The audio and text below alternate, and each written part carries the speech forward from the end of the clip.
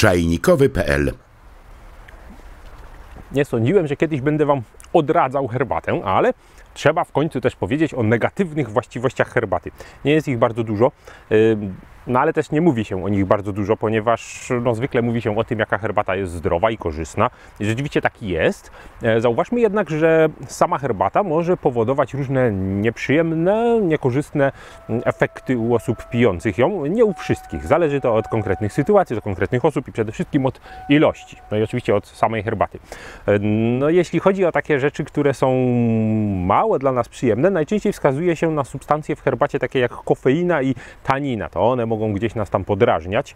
Jeśli chodzi natomiast o polifenole i te wszystkie rzeczy, które zwykle się wymienia jako korzystne, to nie znalazłem żadnych jakichś negatywnych wpływów. Co więcej, czytałem nawet kiedyś taki zabawny artykuł naukowy, gdzie próbowano szczurom podawać coraz to większe ilości samego koncentratu, ekstraktu właśnie z tych polifenoli, żeby zobaczyć, co im się staje. Się okazuje, że nie dotarto do tego progu, który zaszkodził szczurom. Przyjmowały tak horrendalne dawki, których nie dałoby się w ogóle wypić w postaci herbaty i wciąż miały się świetnie, nawet coraz lepiej, więc faktycznie chyba to nam nie zaszkodzi. Jeśli natomiast chodzi o kofeinę, mówimy tutaj tak w ogóle o takich raczej codziennych i normalnych sytuacjach, ponieważ znamy również takie ekstremalne wydarzenia, jak historia pani, która piła codziennie napar z całego pudełka herbaty, bardzo mocny, no i w końcu nabawiła się takiego nadmiaru fluoru w swoich kościach, że trafiła z tym do szpitala. No umówmy się, to jest już naprawdę na skalę światową ewenement, to się nie przydarza nam na co dzień. Jeśli jednak chodzi o nas, zwykłych ludzi, którzy piją herbatę w zwykły sposób, to jeśli chodzi o kofeinę, możemy odczuwać następujące negatywne skutki picia herbaty. Przede wszystkim bezsenność. Okazuje się, że dla niektórych osób wypicie herbaty zbyt późno wieczorem wiąże się z problemami z zaśnięciem. Poza tym bóle głowy, również nadmiar kofeiny może się z tym wiązać. Rozdrażnienie, nerwowość, to również są skutki przedawkowania kofeiny. Ponadto może się okazać, że mamy podrażniony przełyk, żołądek. Wygląda na to, że kofeina w połączeniu z taniną może powodować nam nasilenie się na przykład choroby wrzodowej, może podnosić nam kwaśność, może się pojawić refluks, zgaga. Głównie jeśli chodzi o taniny, mogą się pojawić właśnie jakieś takie nawet bóle brzucha, jakieś nieprzyjemne związane z tą okolicą odczucia. Jeśli chodzi o kofeinę, to raczej z tą okolicą, więc jeśli jesteśmy wyjątkowo wrażliwi na jedno i na drugie, to nagle może się okazać, że naprawdę źle się czujemy od dużej ilości herbaty. Są na to oczywiście rozwiązania.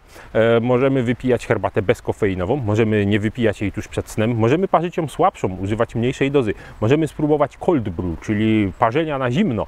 Dzięki temu przedostanie się do naparu mniej tych drażniących rzeczy, mniej kofeiny, nie będzie to takie dla nas nieprzyjemne w skutkach. Warto zwrócić jeszcze uwagę na przyswajalność żelaza. O to też wiele osób pyta i faktycznie tak jest. Właśnie przez taniny herbata może ograniczyć przyswajanie żelaza niechemowego z posiłków i chodzi głównie o to, żeby po prostu nie pić herbaty w czasie jedzenia, nie popijać posiłku herbatą.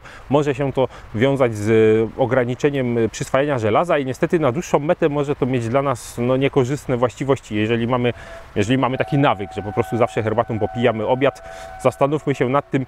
Przestrzegamy także osoby, które mają problem w ogóle z przyswajaniem żelaza. Herbata raczej im nie pomoże, ale również na to jest rozwiązanie. Możemy wybrać inną herbatę, łagodniejszą, możemy znów ją parzyć łagodniej, możemy znaleźć zawsze coś dla siebie. Ostatecznie, jeżeli już naprawdę ktoś ma problem z herbatą i mu nie służy, może pijać rooibosy, może pijać inne zioła, które na pewno mu się spodobają i zastąpić herbatę jako herbatę, Camellia sinensis, innymi ziołami i traktować ją jako herbatka.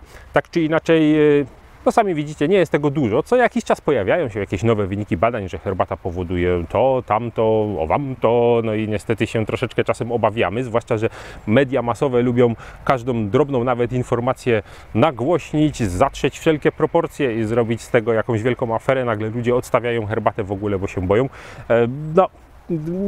Nie bądźmy aż tacy przestraszeni. Herbata naprawdę jest dużo bardziej zdrowa niż niezdrowa. Te nieliczne właściwości negatywne, które mogą się pojawić, nieliczne właściwie odczucia negatywne, bo trudno nawet mówić o tym, że można sobie jakoś poważnie zaszkodzić herbatą, to jest coś, co raczej przyćmiewają dobroczynne właściwości herbaty, jej doskonały wpływ na nasze zdrowie. Myślę, że mimo tematu odcinka mogę powiedzieć na zdrowie, moi drodzy, i do zobaczenia na czajnikowy.pl.